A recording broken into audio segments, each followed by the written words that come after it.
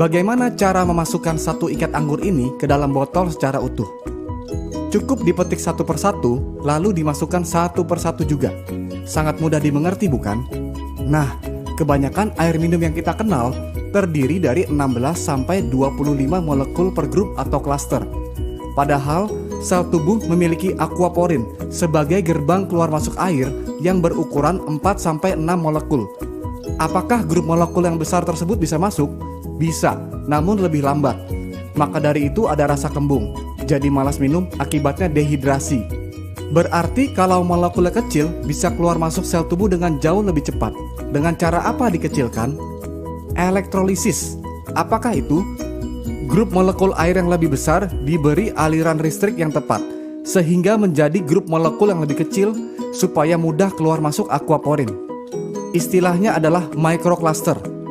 Logikanya begini, jika ada sepasang magnet dengan dua kutub yang berbeda dan saling berhadapan akan tarik-menarik. Jika kutubnya sama akan tolak-menolak, sehingga molekul air yang tadinya berhimpitan jadi terpecah sendiri-sendiri. Belum lagi, di inti sel terdapat ion positif yang membuat molekul air yang berion negatif ini tertarik masuk ke dalamnya dan meninggalkan ion negatif di membran atau dinding sel, sehingga sel tubuh pun menjadi tidak lengket. Mengapa air ini penting sekali? Karena kerjanya berdampingan dengan detak jantung. Ketika jantung berdetak, sel berkontraksi sehingga terkompres dan mengeluarkan karbon dioksida dan toksin atau racun. Inilah yang disebut dengan detoksifikasi. Lalu jantung berdetak lagi dan sel mengembang lagi, kemudian menarik oksigen dan nutrisi. Proses ini terjadi di dalam hemoglobin, yang adalah protein yang mengandung zat besi di dalam sel darah merah yang berfungsi sebagai pengangkut. Detak jantung ini ada voltasenya. Manusia sehat dan normal berada di voltase 120 mV. Karena semakin tua dan pengaruh oksidasi, voltasenya akan turun bertahap ke 100 mV, lalu ke 80 mV. Jika sampai menyentuh 60 mV sudah sangat berbahaya, karena disinilah titik tubuh dalam kondisi kronis. Karena oksidasi itu adalah proses penuaan atau karat yang secara langsung mempengaruhi zat besi dalam hemoglobin.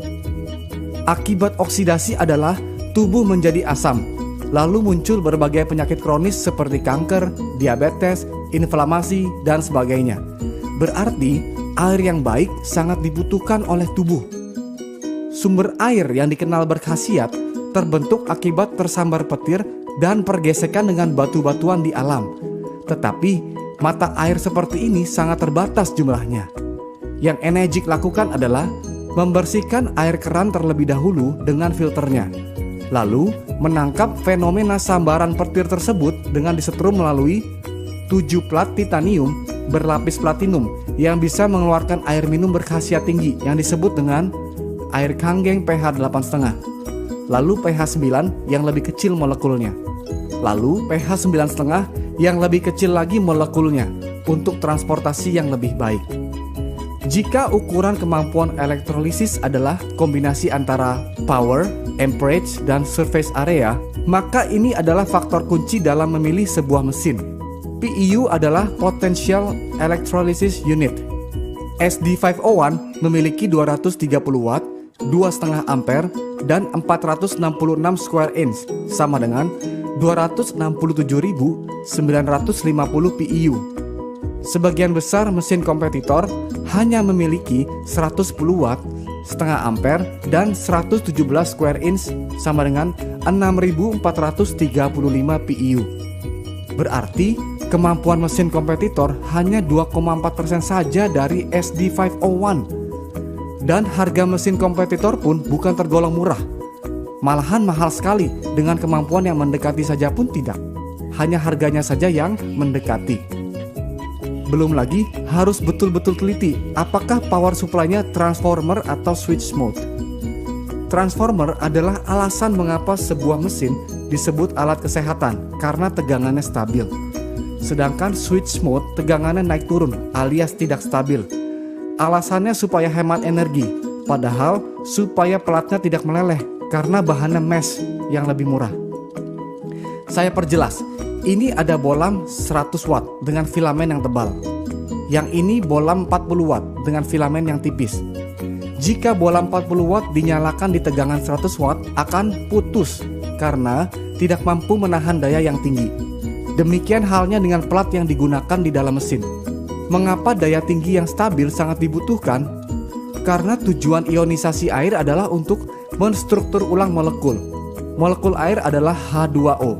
Lalu gugus kimianya diilustrasikan seperti ini. Jika dua molekul air diberi 2 elektron, akan menghasilkan gas hidrogen dan 2 hidroksil yang berguna dalam proses detoksifikasi di atas. Karena yang kita inginkan adalah hasil air seperti ini dengan mesin Enegic, bukan hasil air seperti ini yang kadang jadi, kadang tidak. Maka dari itu, jarang sekali ada kesaksian lokal yang nyata dari mesin kompetitor.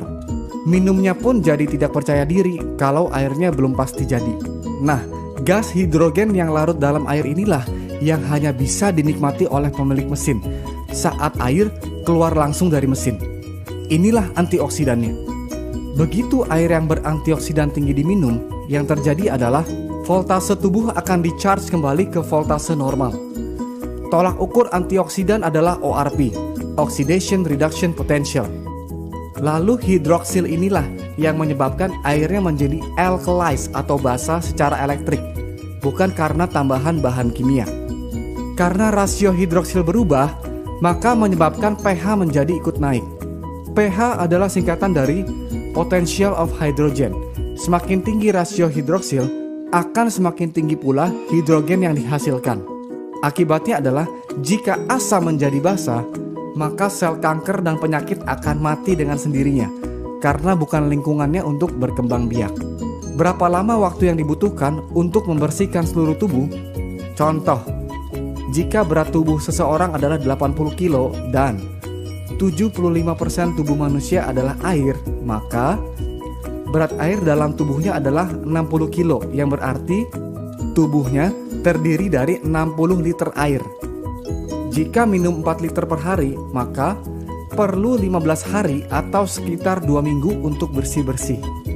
Jika minum 2 liter per hari, maka perlu 30 hari atau 1 bulan untuk bersih-bersih. Lalu, apakah air ini segala-galanya? Tidak. Masih perlu pola makan, istirahat, olahraga, dan kontrol emosi yang baik. Tetapi jangan lupa, air adalah unsur yang paling banyak di badan, 75%. Jadi cara pertama untuk sehat adalah bereskan dulu yang paling banyak di badan. Maka dari itu, change your water, change your life.